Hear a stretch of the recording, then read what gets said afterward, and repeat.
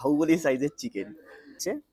চিকেনের quality just level level level, এরকম লেভেলের চিকেন। এই আলু একটু রাইস দিয়ে টেস্ট করা যাক। সাথে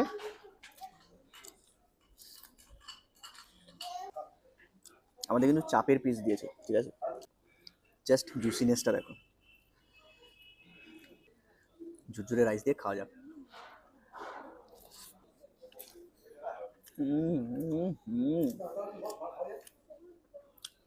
লাজবাব।